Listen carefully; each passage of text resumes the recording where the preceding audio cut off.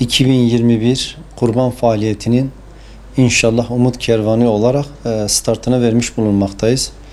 Her yıl olduğu gibi tecrübelerimize, birikimlerimize dayanaraktan konuşmak icap ederse inşallah bu sene de o aynı tecrübeyle, aynı birikimle, aynı heyecanla inşallah bu yılda bu faaliyetimizi gerçekleştirmiş olacağız Allah'ın izniyle.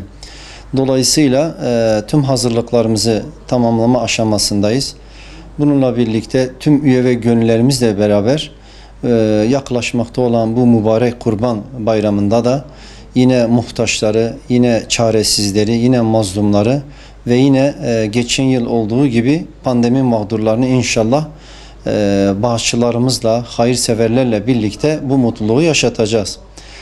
Malumunuz geçen yıl olduğu gibi bu yılda bu pandemi süreci hala devam etmektedir. Bu sıkıntılı süreç devam etmektedir. Dolayısıyla bizler de inşallah gerekli tedbirleri, gerekli temizliği, hijyen dediğimiz kurallara uyaraktan Allah'ın izniyle nezih bir ortamda, temiz bir ortamda bu faaliyetlerimizi gerçekleştireceğiz. Bu sebeple Umut Kervanı olarak bizlerde başvuru yapmış, kayıtlı olan 10.000'in üzerinde muhtaç ve mağdur aile bulunmaktadır. Ve bu her geçen gün devam etmektedir bu mağduriyet, bu başvurular.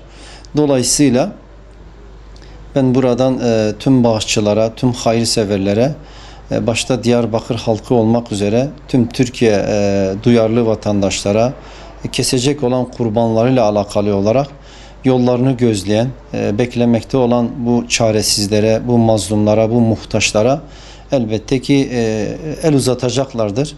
Biz de şimdiden Umut Kervanı olarak tüm halkımızdan, hayırseverlerden kurban vekaletlerini getirip vermeleri halinde inşallah kesilecek olan bu kurbanlıkları kayıtlı olan, beklemekte olan, umutla beklemekte olan bu mağdurlara ulaştıracağız. Biz bu yıl kurbanınız umut olsun temasıyla yola çıktık.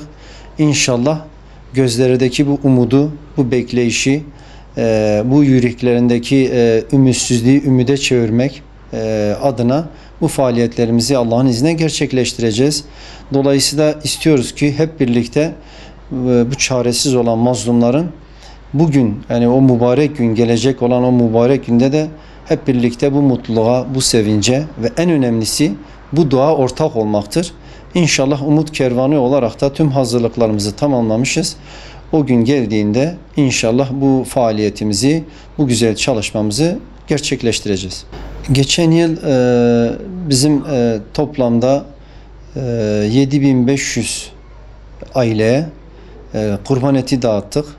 Tabi burada şunu da belirtmekte fayda olacağını düşünüyorum. Kurban Bayramı özel bir anlam ifade ediyor. Özel bir güne hastır.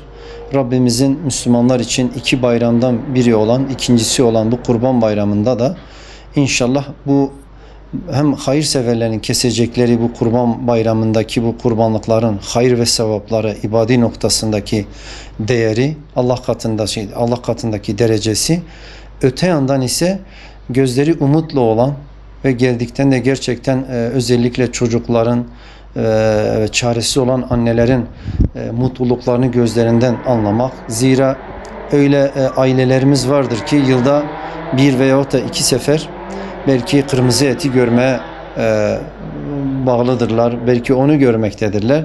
Dolayısıyla inşallah bizler de Umut Kervanı olarak geçen yıl 7500 aileye ulaştırmaya gayret ettiğimiz bu kurban etlerini biz bu yıl yine bu pandemi süreciyle birlikte, ki biz bunlara pandemi mağdurları da diyoruz. Böyle bir sınıfımızın, böyle bir mağdur, muhtaç sınıfımız da bulunmaktadır. İnşallah hedefimiz 10.000'leri aşmaktır. Yani 10.000 ile 20.000 arasında bu kesilecek olan kurban etlerini bu mağdurlara, muhtaçlara ulaştırmaktır. Diyarbakır büyük bir şehirdir. Dolayısıyla bu pandemi süreci muhakkaktır ki bu halkımızı iyiden iyiye sıkmıştır, yormuştur. Bu sebeple bu muhtaçlıklarını da göz önüne aldığımızda elbette ki bu Kurban Bayramı inşallah sevinciyle beraber, mutluluğuyla beraber yapılacak olan bu güzel, bu anlamlı günde de bu kesilecek olan etlerin inşallah onlara ulaştırmakla bu mutluluğa ayrı bir mutluluk katacağımıza inanıyoruz. Her sene gözlerindeki mutluluğu gördüğümüz gibi. İnşallah bu sene de görmeyi bekliyoruz, hedefliyoruz.